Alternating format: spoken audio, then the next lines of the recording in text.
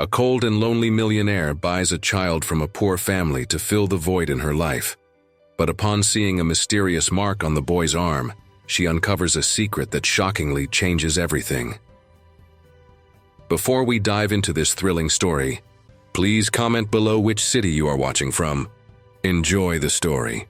The biting March wind swept through the hills of Westchester, carrying the distant scent of pine trees and the weight of a silence that felt eternal.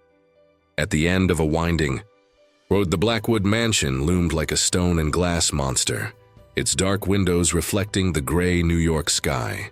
It was a home that impressed at first glance. 3 stories of neoclassical architecture, an immaculate garden tended by invisible hands, and a garage housing cars that most people only saw in magazines. But for Elena Blackwood, it was a prison, disguised as a palace. At 45, Elena was a force of nature in the business world. As CEO of Blackwood Enterprises, a real estate giant, she transformed vacant lots into gleaming skyscrapers with the same coldness with which she signed 7-figure checks. Her brown hair, cut into a sleek bob, framed a face with sharp features softened only by impeccable makeup. Her green eyes, however, told a different story. They were wells of ice, unable to hide the emptiness that consumed her. 5 years earlier, Elena's life had a warmth she barely recognized at the time. Her husband, Richard, a brilliant architect, with a disarming smile, and her son, Daniel, a 12-year-old boy full of dreams and energy, were the center of her universe.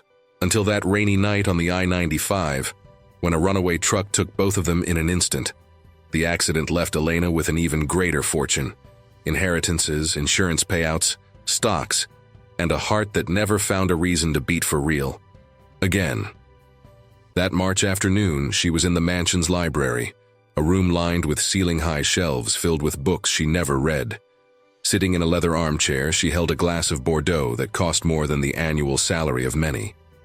The red liquid swirled slowly as she stared into the void. The silence was deafening, broken only by the ticking of a Swiss clock on the wall. Elena took a sip, feeling the wine go down like a bitter reminder that she was alive, but not really. It was then that the idea emerged, like a spark in the darkness. It wasn't new. It had been whispering in her mind for months, but she had always pushed it away, deeming it crazy, immoral. Now, however, it seemed inevitable. A child, she murmured to herself, her voice hoarse from disuse. Not a legally adopted child with lengthy processes and intrusive social workers. No, Elena wanted something more straightforward, something her money and power could buy without questions. A child to fill the void where Daniel used to be. She set the glass down on the table and picked up her phone, dialing a number few knew. "Vincent," she said when the call was answered. Vincent Russo was her fixer, a middle-aged man with contacts, as shady as his morals. "I want you to find a family, poor, desperate, with a child they can part with. Money is no object." On the other end, Vincent didn't hesitate. "Give me a week," he replied, his tone professional as if she had requested a financial report. In the following days, Elena immersed herself in a feverish routine to justify her decision. She spent hours in the mansion's glass-walled office reviewing contracts, but her mind was elsewhere. She imagined a child running through the hallways, laughing like Daniel used to. She didn't think about the details, how she would find this child, what the parents would feel. To her, it was a transaction. Elena Blackwood always got what she wanted, whether it was a building in Manhattan or a life to call her own. On Thursday night, Vincent appeared. He entered the mansion with a brown envelope in hand, his wrinkled suit contrasting with the immaculate surroundings. "I found a family," he said, placing the envelope on the mahogany table. "The Soares, from the Bronx. Mother with cancer. Father, unemployed, debts up to their necks. They have a boy, Miguel, 7 years old. They're at their limit." Elena opened the envelope and saw a photo. A skinny boy with brown skin and big eyes holding a broken toy car. Something about him made her pause. He wasn't Daniel, but there was an innocence that hit her like a punch. "How much?" she asked, her voice firm. Vincent shrugged. $200,000 covers the mother's treatment and clears the debts, plus $50,000 to seal the deal. They have no choice. Elena nodded, already calculating the next steps. Prepare the papers. I want this resolved quickly. Vincent left, and she was alone again, staring at Miguel's photo. For the first time in years, she felt a strange warmth in her chest. It wasn't love, not yet, but a promise of something that could fill the void. That night, Elena slept without nightmares for the first time in months. She dreamed of laughter echoing through the mansion, of a future where she would no longer be alone. She didn't know that fate, in its cruel and mysterious dance, was about to turn her life upside down. The decision she had made, driven by selfishness and desperation, was just the first step in a journey that would force her to confront who she really was and what she could still become. The Bronx smelled of wet asphalt and exhaust fumes that Friday morning. Jerome Avenue, a bustling artery of old buildings and peeling storefronts, was the heart of a neighborhood where survival was an art. On the third floor of a cracked brick building, the Soares apartment was a portrait of struggle, walls with leaks, worn second-hand furniture, and the constant sound of a broken TV that no one turned off. It was there that Ana Soares, 38, spent her days between dry coughs and silent prayers, as cancer devoured her lungs. Ana lay on the sofa, a tattered blanket covering her thin legs. Her hair, once black and full, now fell in sparse strands due to chemotherapy. Beside her, Carlos, her husband, flipped through a stack of hospital bills with trembling fingers. At 40, he looked older, his face marked by sleepless nights and the weight of a lost job in construction. The pile of red envelopes on the coffee table was a cruel reminder. Without money, Ana wouldn't last until summer. In the corner of the room, Miguel played with a toy car missing a wheel. His large, deep brown eyes sparkled with a curiosity that poverty had yet to extinguish. At 7 years old, he was small for his age, but his energy filled the space. "Look, Daddy, it flies," he said, lifting the car with a shy smile. Carlos forced a smile back, but his eyes were distant. Ana looked at her son and felt a pang in her chest. It wasn't just the illness, it was the fear of leaving him behind. Then the intercom buzzed, a rough sound echoing through the apartment. Carlos frowned and went to answer it. "Yes?" he asked, his voice laden with suspicion. "Vincent Russo," came a firm voice from the other side. "I have a proposal for you." Minutes later, Vincent climbed the narrow stairs, his wrinkled suit contrasting with the immaculate surroundings. He carried a black briefcase and an air of someone who didn't waste time on pleasantries. "You're in a tough situation," Vincent began, sitting down uninvited in a rickety chair. "I represent someone who can help." He opened the briefcase and pulled out a contract, placing it on the table next to a photo of Elena Blackwood cut from a business magazine. "This woman wants to offer a future for your son. Elite education, a luxury home, all paid for. In exchange, she takes custody of Miguel. And you?" He slid a check across the table. $200,000.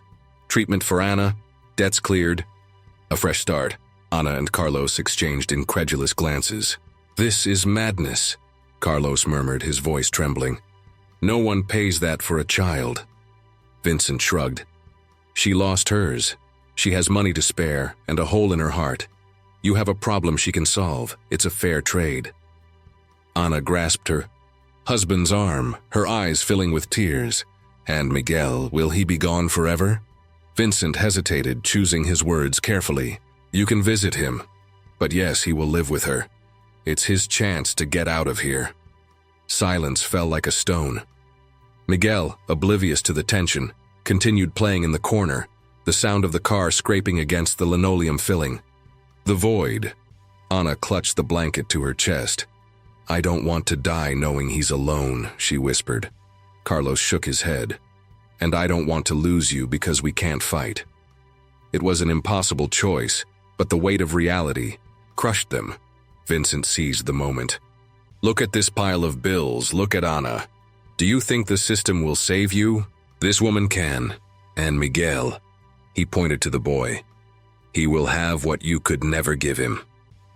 Each word was a blow, and the couple felt the ground give way beneath their feet.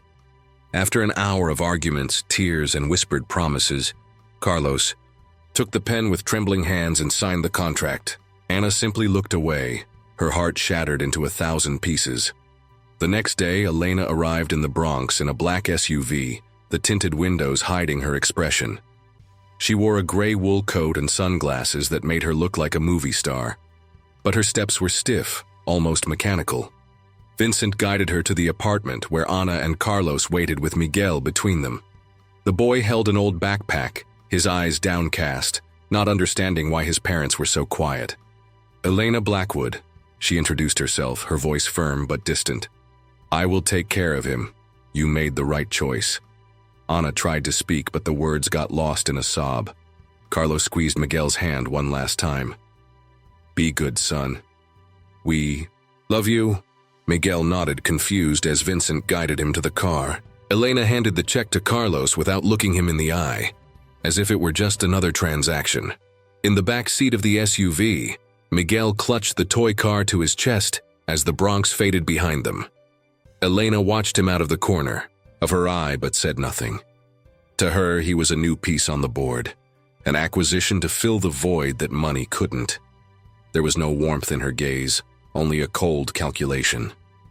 She didn't know that this boy, with his deep eyes and shy silence, was about to turn her world upside down. As the car crossed the George Washington Bridge, the Manhattan skyline sparkled in the distance, indifferent to the lives intertwining. At that moment, Anna broke down in tears on the sofa, Carlos beside her, both clutching the check as if it were a lifeline. In the back seat, Miguel murmured something softly, almost inaudibly. "Mommy." Elena didn't hear, or pretended not to. The deal was done, but fate still had much to say. The black SUV glided silently up the gravel driveway of the Blackwood mansion, the tires creaking against the polished stones. The afternoon sun cast long shadows over the immaculate lawn, and the glass windows reflected the golden glow as if the house were a shining jewel. For Miguel Soares, however, it was an alien world. He clutched his old backpack to his chest, the toy car squeezed between his fingers, as the vehicle came to a stop in front of the main door. Elena stepped out first, her heels echoing in the silence, and made a curt gesture for him to follow. "This is your new home," she said, her voice sharp as the wind blowing through the hills of Westchester.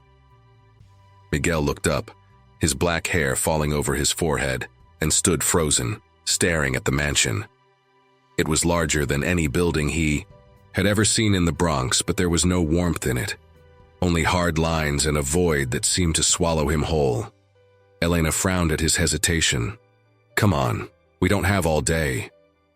He obeyed, his worn sneakers dragging on the floor as he followed her inside. The entrance hall was a spectacle of white marble and crystal chandeliers, the kind of place Miguel had only known from movies on the broken TV at home. A uniformed employee, a thin man named Henry, took the boy's backpack without a word, leaving him with only the toy car in hand. Elena pointed to the curved staircase on the right. "Your room is on the second floor. Henry will show you. Dinner at 7. Don't be late." Without further explanation, she turned her back and disappeared through a side door, her footsteps echoing until they faded away. Miguel followed Henry in silence, his heart racing. The second-floor hallway was lined with dark blue carpet, and paintings of landscapes he didn't recognize hung on the walls. The room assigned to him was larger than the entire Soares apartment, a king-size bed with pristine white sheets, a polished wooden desk, a flat-screen TV on the wall, and a window overlooking the garden. Henry left the backpack on the bed and exited without looking back. Alone, Miguel climbed onto the bed carefully as if afraid to break something, and sat there staring at the toy car in his hands. In the following days, the routine in the mansion settled into a cold and mechanical dance. Elena spent most of her time in her glass-walled office, reviewing contracts or speaking on the phone in sharp tones. Miguel, on the other hand, wandered the hallways, small and lost in a world he didn't understand. There was a housekeeper, Mrs. Clara, a middle-aged woman with kind eyes, who brought him meals and tidied his room. But she spoke little, as if she had orders to keep her distance. Elena watched him from afar, but not with tenderness. To her, Miguel was an experiment, a piece that was supposed to somehow fix the broken puzzle of her life. During dinner in the long, silent dining room, she sat at the head of the mahogany table, while Miguel sat meters away, eating from porcelain, plates that seemed too heavy for his small hands. "Did you like the food?" she asked on the first night, her tone more curious than warm. Miguel nodded, his eyes fixed on the plate of roasted chicken and mashed potatoes. "Speak when I ask," she corrected him, and he murmured a barely audible yes. At night, when the lights in the mansion went out and silence took over, Miguel cried. He curled up in the enormous bed, his face buried in the pillow, warm tears streaming silently so as not to wake anyone.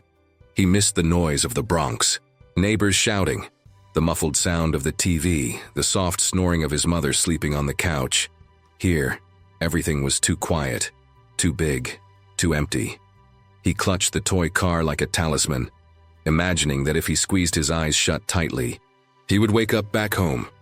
Elena, in her room upstairs, heard the muffled sobs through the thin walls. She didn't go to him. She didn't know how. Instead, she lay in the darkness staring at the ceiling, her heart hardened by years of grief and loneliness.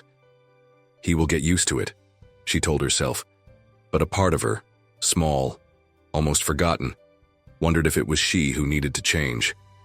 The thought was quickly dismissed. Miguel was an acquisition, not an emotional responsibility. At least that was what she wanted to believe. A week later, something changed, even if subtly. During breakfast, Miguel let the toy car slip from his hand and roll across the marble floor of the kitchen. Elena, who was standing by the window sipping her black coffee, turned to look. He ran to retrieve it, his face flushed with embarrassment. "Sorry," he murmured, bracing for a reprimand, but Elena merely raised an eyebrow. "It's just a toy," she said, her voice less cutting than usual. For a moment, their eyes met, hers cold and green, his deep and filled with something she couldn't name. That day, she sent Henry to buy a box of new toys, cars, building blocks, a handheld video game. When they arrived, they were left in Miguel's room without explanation. He opened the box hesitantly, his trembling fingers touching the shiny objects as if they were unreal. For the first time since he had arrived, a shy smile crossed his face. From the hallway, Elena saw him through the crack of the slightly open door, but she didn't enter. She turned and went back to her office, her chest tight with something she didn't want to feel. The distance between them remained, an abyss of silence and misunderstandings. Elena treated him like a temporary guest, someone who needed clear orders and strict boundaries. Miguel in turn obeyed because he didn't know what else to do, but his eyes held a longing that no new toy could erase. The mansion, with all its luxury, was a cruel contrast to the messy warmth of the apartment in the Bronx. Still, in that cold space, something was beginning to germinate, a seed of connection that neither of them recognized. Fate, patient and relentless, awaited the right moment to reveal its cards. And that moment was closer than Elena imagined, hidden in a mark she had yet to see. But that would change everything. Summer arrived in Westchester with a humid heat that weighed in the air, transforming the gardens of the Blackwood mansion into a lush carpet dotted with wildflowers. It was a Saturday afternoon, and the scorching sun hung high in the sky, its golden rays filtering through the heavy curtains of the house. Elena, sitting in her office, reviewed a real estate report with fragmented attention. In recent days, something had been bothering her. Not the work, but the boy who wandered the hallways like a silent ghost. Miguel had been there for almost a month, and his presence, still strange and uncomfortable, was beginning to stir something in her that she couldn't explain. Outside, the Olympic-sized pool sparkled under the sunlight, a rarity in the mansion that Elena barely used. That morning, however, she decided that Miguel needed something beyond toys and silent rooms. "Have you ever swum before?" she asked during breakfast, her tone more practical than curious. Miguel shook his head, his eyes fixed on the cereal he had barely touched. "Then let's change that," she said, almost like an order. The idea wasn't connection. It was occupation, a way to fill his time and perhaps the emptiness she still denied feeling. Now, Elena stood at the edge of the pool, wearing a light robe over a sleek black swimsuit, sunglasses perched on her nose. Miguel appeared hesitantly, holding a towel that Mrs. Clara had given him. He wore a brand new blue swimsuit bought by Henry, but it seemed too big for him, as if it still belonged to the Bronx and not to this world of excess. "Take off your shirt," Elena instructed, pointing to the gray t-shirt he still wore. "You're going to swim, not just stand there." Miguel obeyed silently, pulling the shirt over his head with slow movements. That's when it happened. As he tossed the shirt to the ground, his right arm was exposed to the sunlight, and Elena saw it. A birthmark, small and distinct, shaped like a crescent moon just above his elbow. The world stopped. The air caught in her throat, and the sound of water gently lapping against the edges of the pool became a distant hum. She stumbled back, her sunglasses slipping from her face and falling to the ground with a sharp crack. "Daniel," she whispered, the name escaping without permission. Her son had had an identical mark, in the same place, a peculiarity she used, to trace with her finger while he slept. It was such a vivid memory that the pain hit her like a wave, bringing back the scent of rain on the night of the accident, the sound of sirens, the emptiness that followed. But Daniel was dead. "So how? Get in the water," she said brusquely, turning away to hide the tremor in her hands. Miguel, unaware of what he had just triggered, jumped into the pool with an awkward dive, water splashing around him. Elena turned, her back, her heart racing, trying to rationalize what she had seen. A coincidence, she told herself. Birthmarks weren't unique, but the exact shape, the perfect outline of the crescent, it was impossible to ignore. She spent the rest of the afternoon in a trance, barely registering Miguel's shy laughter as he learned to swim with Henry's help. When the sun began to set, Elena went upstairs to her room and locked the door. Sitting on the edge of the bed, she opened a drawer in the dresser and pulled out a yellowed photograph. Daniel, at 10 years old, smiling at a picnic in Central Park. She flipped the image over, on the back an old note in her own handwriting. "Crescent mark, right arm." The paper trembled in her hands as memories engulfed her. That night, sleep eluded her. Elena lay awake, her eyes fixed on the ceiling, her mind swirling in a whirlwind of questions. Who was Miguel? Where did he come from? Was the mark a sign? An impossible connection? Or just a cruel twist of fate? For the first time since bringing him to the mansion, she felt something beyond control. She felt fear. Not of losing the boy, but of discovering what he might mean. The next day, Elena called Vincent to her office. He arrived with his usual nonchalance, his wrinkled suit as always. "I need information," she said bluntly. "Everything about the Soares, their past, the boy, everything." Vincent raised an eyebrow. "I thought the deal was already closed. Is there a problem?" Elena hesitated, her fingers drumming on the table. "Just do what I asked," she replied, her voice sharp. He nodded and left, leaving her alone with her thoughts. As Vincent began the investigation, Elena watched Miguel more closely. During dinner, she noticed how he held his fork carefully, as if afraid of breaking something.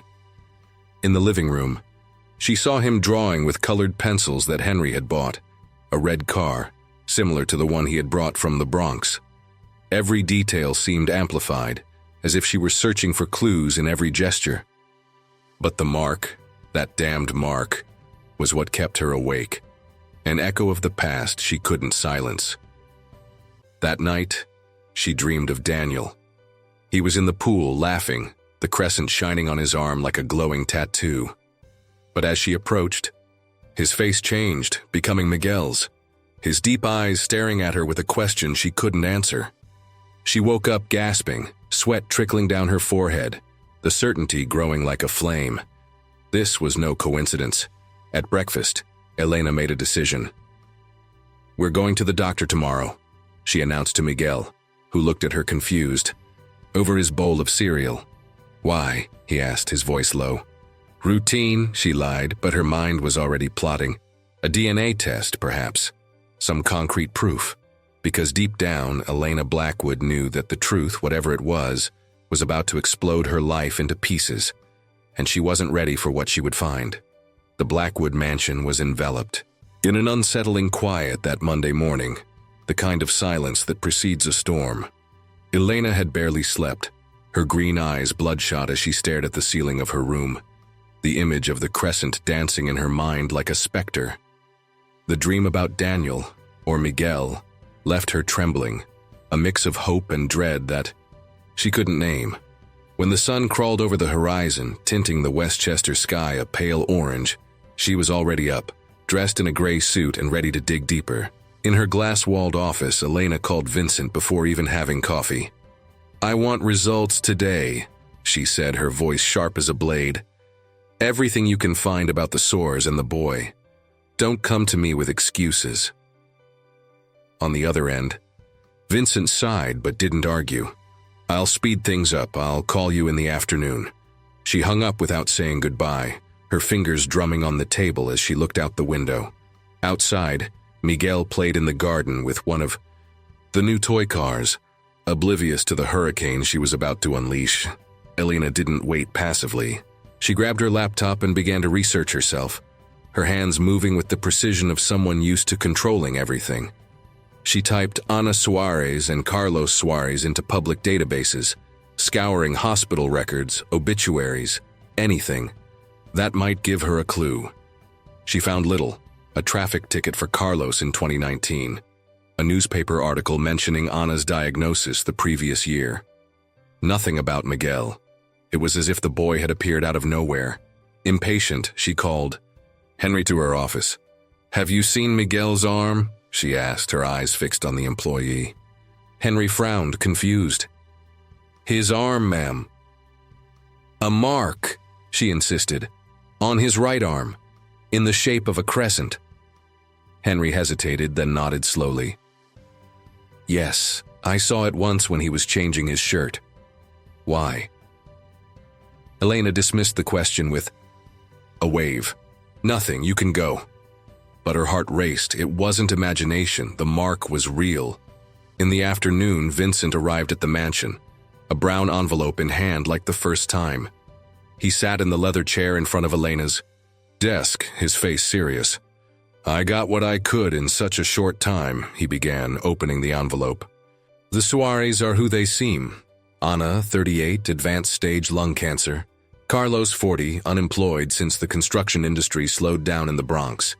They've lived in the same apartment for 10 years.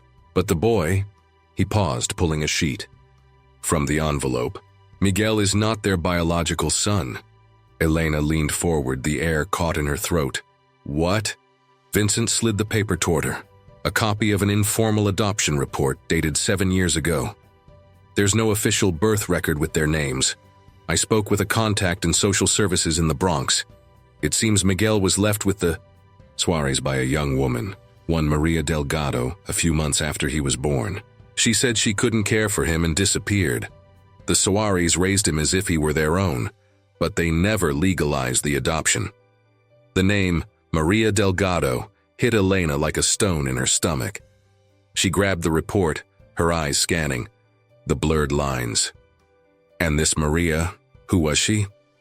Vincent shrugged. "No one knows for sure. My contact said she was young, about 20 at the time, living in the Bronx. There are no records of her after that. No address, no social security number. It's a dead end unless you want to dig deeper." Elena nodded, almost automatically. Dig deeper. As Vincent left to continue the search, Elena was left alone with the report. Her mind spun, connecting dots that seemed impossible. 7 years. Daniel was 12 when he died in the accident with Richard. But before that, she abruptly stood up and went to a box stored in the closet of her office, a relic of memories she rarely opened. Inside, she found Daniel's journal, a black-covered notebook he used to scribble ideas and dreams. Flipping through the pages with trembling fingers, she stopped at an entry from 2 months before the accident. "I met a girl today," Daniel had written, his childish and messy handwriting. "Maria, she's from the Bronx, works at the diner near school. She said I'm funny, maybe I'll go back tomorrow." Elena closed her eyes, her breath quickening. Daniel was young, but not innocent, old enough to get involved in something she had never known about. And if... She picked up the phone and called a private lab in Manhattan, scheduling a DNA test for the next day. "I need results fast," she told the receptionist, her tone sharp. "Money is no object." She hung up and walked to the window, watching Miguel in the garden. He was lying in the grass now, looking up at the sky, his right arm stretched out beside him. The crescent mark glimmered in the sun, a sign that seemed to scream the truth she feared to face. That night, Elena didn't have dinner with Miguel. She stayed locked in her office, Daniel's journal open on the table, a glass of untouched wine beside it. The pieces were starting to fit together, but the picture was still murky. Maria Delgado, the Bronx, a baby left with the Soares, and Daniel, her Daniel, at the center of it all. The idea was absurd, but the mark, the timing, the instinct screaming in her chest, everything pointed to a possibility that terrified her. Miguel could be her grandson. When the clock struck midnight, Elena made a decision. It wasn't enough to suspect. She needed proof. The DNA test would be the first step, but she already knew, deep in her soul, that fate had brought her here for a reason. The woman who had bought a child to fill a void was about to discover that the void was larger and deeper than she had ever imagined. Tuesday morning brought a thick fog over Westchester, wrapping the Blackwood mansion in a gray veil that seemed to mirror the turmoil in Elena's mind. She woke before dawn, her eyes burning with exhaustion, but adrenaline kept her moving. The DNA test was scheduled for 10 at a discreet lab on 5th Avenue, and every second until then felt like an eternity. As she dressed, a dark blue blazer and tailored pants, she avoided looking at Daniel's journal, still open on her office table, as if her son's words could confirm what she feared even before the results came in. Miguel appeared in the hall at 9, his eyes sleepy and hair tousled. He held the toy car without a wheel, as always, a habit that Elena now viewed with a different weight. "Where are we going?" he asked, his voice low, almost lost in the echo of the marble. "To the doctor," she replied, adjusting her jacket. "It's just a checkup, nothing serious." It was a half-truth, but enough to keep him calm. He nodded, climbing into the SUV without questioning, while Elena drove in silence, her knuckles white on the steering wheel. The lab was a discreet glass building, with a minimalist sign that simply read, "Genix." Inside, a nurse in a white coat led them to a sterilized room, where swabs were collected from Miguel's and Elena's mouths with clinical efficiency. "Results in 24 hours, the nurse said, jotting something down on a tablet. Elena paid a fortune to expedite the process, demanding the data by the end of the day. When they left, Miguel asked for ice cream, and she, in a rare impulse, stopped at an ice cream shop on Madison Avenue. He chose chocolate, licking the cone with a shy smile that made her look away. Back at the mansion, Elena left Miguel with Mrs. Clara and locked herself in the office.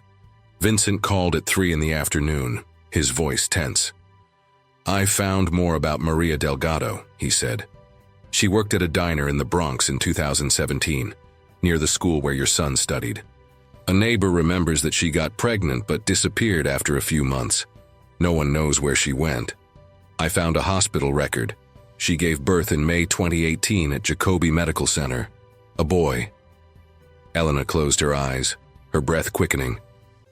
May 2018. Daniel had died in March of that year. Everything was aligning. At 7 that evening, the phone rang again. It was the lab. "Mrs. Blackwood, the results are ready," a neutral voice said. "We can send them via email."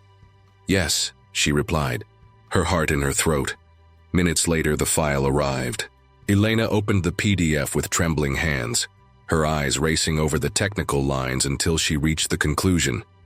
Probability of grandparent-grandchild relationship, 99.9%. The world spun. She let the laptop slide onto the table, her face buried in her hands, a dry sob escaping her chest. Miguel was her grandson, son of Daniel and Maria Delgado, conceived in secret before the accident that had ripped her world apart. Maria, alone and desperate, had abandoned the baby with the Soares, never knowing that the boy's grandmother was a millionaire living just a few miles away. And Elena had bought him. The weight of the truth crushed her like an avalanche. The woman who had used her money to fill a void was now facing the monstrosity of her actions. She had separated her own blood from a family that loved him, all out of selfishness. That night, she didn't sleep. She stood on the balcony of her room, the cold air cutting against her skin as she stared at the starry sky. Tears came, silent and hot, something she hadn't felt since Daniel's funeral. But they weren't just tears of sadness. They were of guilt, of anger, of a strange and painful hope, because amidst the chaos there was Miguel, her grandson. A piece of Daniel that fate, in its cruel irony, had returned to her. The next day, something changed. For the first time, Elena looked for Miguel not as an object, but as a person. He was in the living room, drawing with colored pencils, a toy car beside him. She sat on the couch, hesitant, her eyes fixed on the paper where he was scribbling a blue sky. "What is that?" she asked, her voice softer than ever. Miguel looked up, surprised. "My house. In the Bronx. The sky looked like that." "Sometimes." Elena nodded, her chest tightening. "Was it beautiful?" He smiled shyly. It was. That smile, so reminiscent of Daniel's, broke something inside her. For the first time, she saw Miguel not as an acquisition, but as a boy, her grandson. In the days that followed, the coldness began to melt away. She took him to the garden. To play, sat with him during dinner instead of at the head of the table, asked about his drawings. Small gestures, but they blossomed between them like a fragile bridge over the abyss that separated them. Still, guilt gnawed at her. Every time, she looked at Miguel. She saw the Soares family, Ana battling cancer, Carlos holding back tears as he handed over his son. She had ripped Miguel away from them on a whim, and now she knew he was hers by blood. But what did that mean? To keep him there with her, or to return him to the family that had raised him? The truth was a burden, and Elena didn't know how to carry it. While Miguel slept, she returned to the office and picked up Daniel's journal, holding it against her chest. "You brought him back to me," she whispered into the void. "But what do I do now?" The silence offered no answers, but the bond with Miguel, still tenuous, grew stronger each day. For the first time in years, Elena Blackwood felt her heart beat, not for control, but for something that was beginning to feel like love. Autumn began to tint Westchester with shades of amber and red, leaves falling slowly and silently onto the Blackwood mansion's lawn. Inside the house, the air felt lighter, charged with a change that Elena barely recognized. Since the DNA test confirmation a week ago, she moved between two worlds, the guilt that consumed her and the unexpected warmth that Miguel brought. For the first time in years, the mansion was no longer just a mausoleum of memories. It was starting to feel like a home. That Saturday morning, Elena was in the kitchen, a rare occurrence for a woman who usually left everything to Mrs. Clara. She awkwardly stirred a pancake batter, the apron tied crookedly over her sweater. Miguel sat on the counter, his feet swinging as he held a wooden spoon she had given him as help. "My mom used to make pancakes like this," he said, his eyes shining with a nostalgia that squeezed Elena's heart. She would sometimes add chocolate. Elena hesitated, then took a chocolate bar from the pantry and broke pieces into the batter. "Like this?" she asked, almost shyly. Miguel smiled, and the sound of his laughter, light, genuine, was like a balm. These moments were becoming more frequent. Last week she had taken him to the playroom, a room that had remained untouched since Daniel, and they played video games together, Elena losing badly, but laughing for the first time in years. At night, she told improvised stories about skyscrapers touching the stars, and Miguel listened with wide eyes, asking for more. The boy who had arrived silent and scared was now talking, laughing, existing beside her. And Elena, the ice woman, felt her heart melt with every glance he gave her, a gaze that reminded her so much of Daniel, yet was uniquely his. But beneath this surface of connection, guilt simmered. Every time Miguel spoke of his mother or father, Elena saw the Soares in her mind. Ana, weak on the couch in the Bronx. Carlos signing the contract with trembling hands. She had separated them from Miguel, her grandson, out of a selfish whim, and now she knew the truth. He was not just any child. He was her blood, a piece of Daniel that fate had returned to her. But what did that mean? To keep him there with her, or to tell the truth and risk losing him to the family that had raised him with love, despite their poverty? The dilemma consumed her. That afternoon, while Miguel drew in the living room, Elena stood on the porch, the cold wind cutting across her face. She held Daniel's journal, the pages open to the entry about Maria Delgado. "I did this for you," she whispered to the son who could not hear. But did I do it for him? The thought of returning Miguel to the Soares, of telling Ana and Carlos that he was her grandson, terrified her. What if they took him away? What if he hated her for everything she had done? But keeping him there in secret was living a lie, and the weight of that suffocated her. That night, she called Vincent to the office. He arrived with the same weary air, the brown envelope replaced by a tablet. "Any news?" she asked, her voice steady despite the internal tremor. "About Maria Delgado," he said, opening a photo on the tablet. "I found an old record. She died in 2020, overdose. No known family." Elena nodded, her chest tight. Maria, Miguel's mother, was off the board, but the Soares were not. "And the Soares?" she asked. Vincent hesitated. "Ana is worse. The treatment helped, but not enough. Carlos is working part-time on a construction site. They ask about Miguel sometimes." The words were a punch to the gut. Elena dismissed Vincent with a wave, left alone with the decision she could no longer postpone. Telling the truth meant facing the Soares, asking for forgiveness, perhaps losing Miguel. Keeping the secret was easier, keeping him with her, building a life together. But every smile from Miguel, every shy "thank you," made the lie heavier. He deserved to know who he was. And the Soares deserved to know that the boy they loved was more than an adopted son. He was her family too. The next day, she took a small but significant step.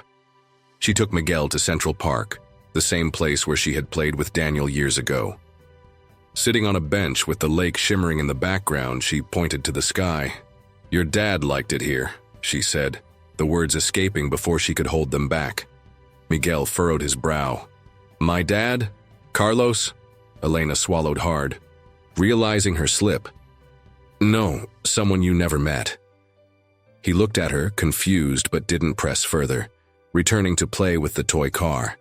That moment planted a seed. On the way home, Elena decided she would tell the truth. Not today, not tomorrow, but soon. First, she needed to redeem herself, not just with the Soares, but with herself. She would start by being the grandmother Miguel deserved, not the cold buyer who had ripped him from his home. Every day with him was a chance to fix what she had broken, and she wasn't going to waste it. That night, while Miguel slept, Elena stood by his bedside, something she had never done before. The toy car rested on the nightstand, and the crescent mark on his arm glowed softly in the light of the lamp. She touched the mark with gentle fingers, tears streaming silently down her cheeks. "I will do right by you," she whispered. "For you and for your father."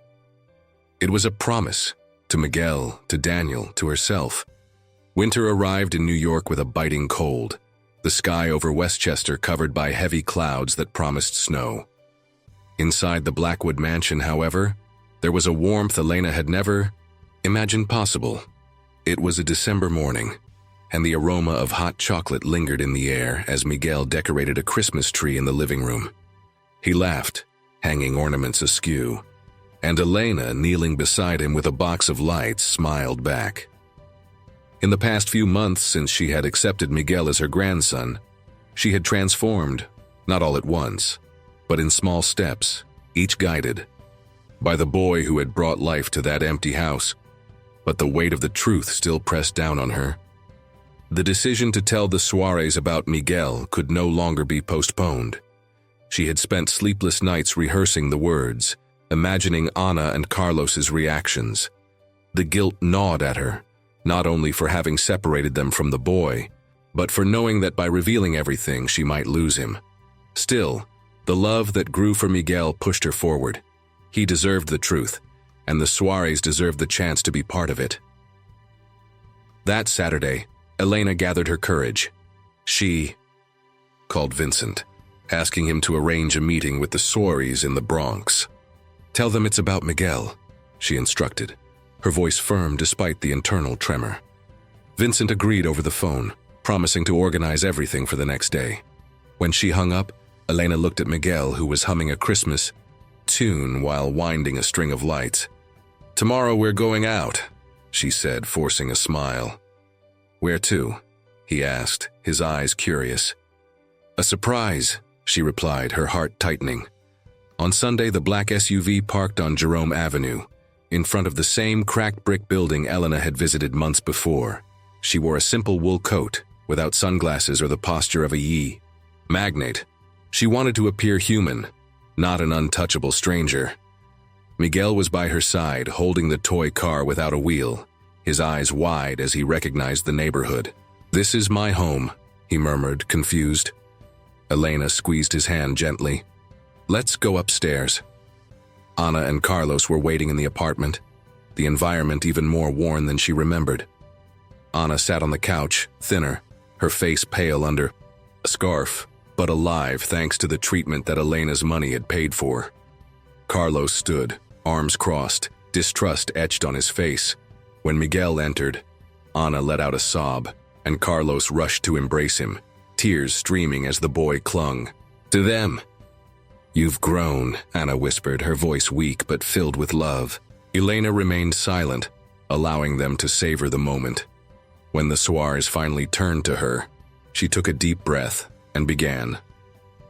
"I owe you an apology," she said, the words heavy, "and an explanation." She told them everything: the crescent mark, the DNA test, the discovery that Miguel was her grandson, the son of Daniel and Maria Delgado. She showed them Daniel's journal, the lab results, every piece of the story that connected them. "I didn't know who he was when I brought him to me," she admitted, her eyes misty. "But that doesn't justify what I did. I took him from you, out of selfishness, and I will never forgive myself for that." The silence that followed was deafening. Ana cried softly, holding Miguel's hand, while Carlos stared at her, his face a mix of anger and shock. "You're saying he's your grandson?" he asked, his voice hoarse. Elena nodded. "But he's also your son. You raised him, you loved him. I have no right to erase that." She paused, her heart in her throat. "I want to fix what I did. I won't take him from you again. But I ask that you let me be part of his life as a grandmother." Carlos clenched his fists, but Ana placed her hand on his arm, her eyes soft despite the pain. "He missed you," she said, looking at Miguel. "But he's happy with you. You can see it." Miguel, sitting between his parents, looked up at Elena, then at Ana and Carlos. "Can I stay with everyone?" he asked, his voice small but firm. Those words broke the tension, and a tremulous laugh escaped Ana. After hours of conversation, tears, questions, heavy silences, an agreement was born. Miguel would stay with Elena during the week for school and the life she could offer, but would spend weekends and holidays with the Soares in the Bronx. Elena promised to pay for Ana's treatment and help the family financially, not as a bribe, but as restitution. "You are his family," she said, "and now you are mine too." In the following months, the plan flourished. Miguel moved between the two worlds with an ease that only a child could have. carrying the toy car without a wheel as a symbol of who he was. Elena visited the Bronx with him, sitting on the Soares' worn sofa to have coffee, learning to laugh with Anna and exchanging few words with Carlos, who gradually forgave her. The mansion welcomed the Soares on holidays, the sound of voices filling the hallways like never before. On a Christmas night, with snow falling outside, Elena, Miguel, Anna, and Carlos were together in the living room of the mansion. The tree sparkled, and Miguel opened presents, laughing as he revealed a new toy car with all the wheels. Elena looked at the Soares, then at her grandson, and felt something that money could never buy: peace. The void that had defined her for years was no longer there. In its place was family, imperfect, improbable, but real. Months later in spring, Elena walked with Miguel through Central Park. He ran ahead, the toy car in hand, while she watched him with a soft smile. Behind them, Anna and Carlos walked slowly, hand in hand, her health improving every day. Fate had united them through winding paths, but there, under the clear New York sky, Elena knew. Redemption did not erase the past, but built a future, and that was enough. And so ends the journey of Elena and Miguel, a story that began with selfishness and desperation but blossomed into love, forgiveness, and family. Have you ever stopped to think about the invisible ties that connect us, the choices we make, and the second chances life offers us? Elena discovered that true wealth is not in money, but in the people around us, something we often only realize when we almost lose everything. What did this story awaken in you? Leave your reflection in the comments. We want to hear your voice to know what touched your heart or made you rethink something in your own life. If this narrative moved you, don't forget to subscribe to the channel. Your support is what keeps us bringing stories like this, tales that touch the soul and remind us of what truly matters. Click the subscribe button and activate the notification bell so you don't miss the next video. More emotions are coming your way. Also, feel free to explore the other videos on the channel. Each one is a new journey, full of twists and lessons that will make you feel and think. Shall we continue this conversation together? See you in the next video. Until then, reflect. What would you do for a second chance?